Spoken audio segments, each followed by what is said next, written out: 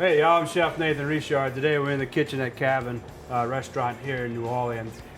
Today we're going to be cooking Boudin stuffed frog legs. We're going to remove the backs of them. Simple little joint right there. You got one joint you want to cut through, right there. Hip bone, femur bone. Just want to remove that. You got that removed right there. All right, then you're gonna find your next joint. It'll be about right there. Sometimes it's easier said than done. Cut right through that thing right there. All right. Now some people like to take these, fry them up, throw them in your secret batter, fish fry batter, whatever. Have little frog backs, but we don't need that for today. We're gonna have enough. Again, take our second one. All right. Find that joint where the hip bone meets the femur. Remove that. Like so. All right. Now here comes the tricky part. The bigger the frog legs, the better this dish is. Yeah, I know, the bigger the frog legs, the tougher they are too, but you can't have it all. But here you're gonna basically make little lollipops. You're gonna take that femur bone, and you're gonna push all that meat down, right? And you can see it starts opening up a nice little pocket right there for us. Right there, see? Keep pushing that down, remove that from the bone, right? Keep going down with it. Again, try to keep it all together as much as possible. Once you start seeing that joint coming close, you're right there. There you go. And we're just going to crack that back. So,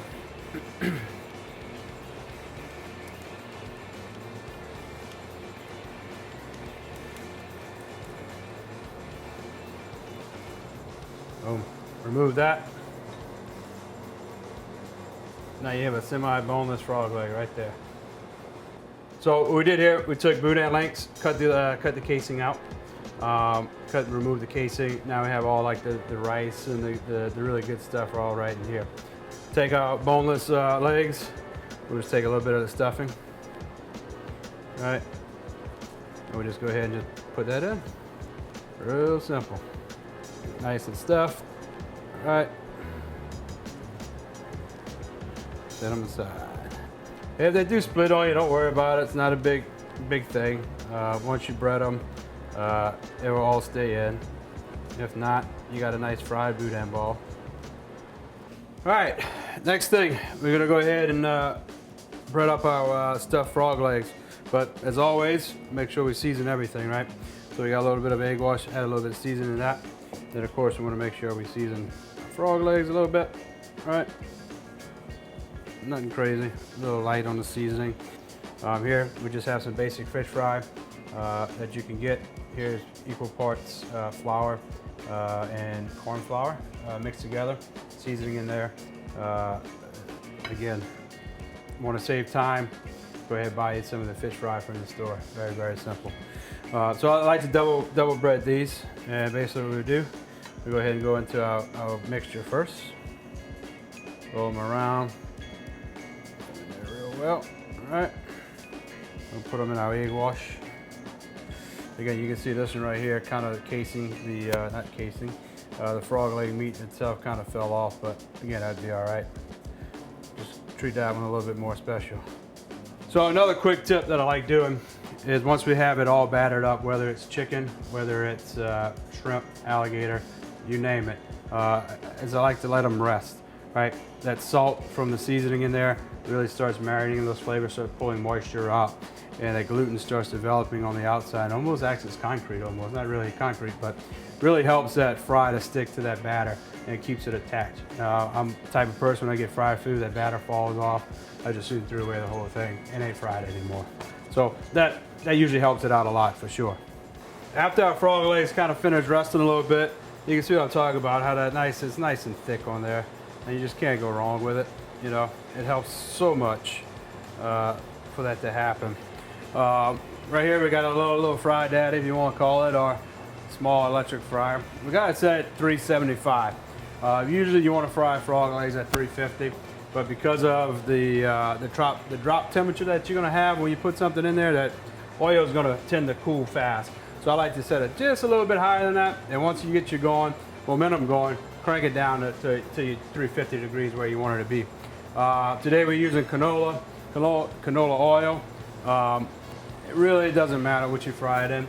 I love frying in peanut oil, but since we had in the restaurant, we deal with a lot of allergies, peanut allergy being one of them. So we tend just to fry in all canola oil. I'll go ahead and lightly drop these in, slowly. And you want them to start frying right away. They need to make that sizzle. All right, I like calling that break dancing in the grease. Just like anything else you do, you don't want to crowd your fry basket. You want to leave room for that heat to go around those frog legs. Let them sit here for about 5 minutes, frying, doing their thing. And then we'll go ahead and pull them out in a little bit. Look like our frog legs are finished break dancing in here. The Boudin stuffed frog legs. Like I said, if the skin pops off, no big deal. You can't even tell which one it was at that time. And again, of course, make sure it comes out, season them. All right, now it's time for the finishing touches. Again, you can serve this whatever you want. I like mine with Tabasco pepper jelly. Sometimes we do it with a little bit of Creole mustard, depending on what we got going on around the restaurant. But again, just a little bit of each with the pepper jelly. If you want, have a little bit of ketchup. I'm not a big fan of ketchup, but hey, everybody can do whatever they want on their own. Here at Cabin, we do them lots of ways. This is just one way that we do here. Another way we do it with a risotto. We've done them with spaghetti. All kinds of different ways. Again, simple, easy. Louisiana bullfrog stuffed with a little bit of Boudin with them.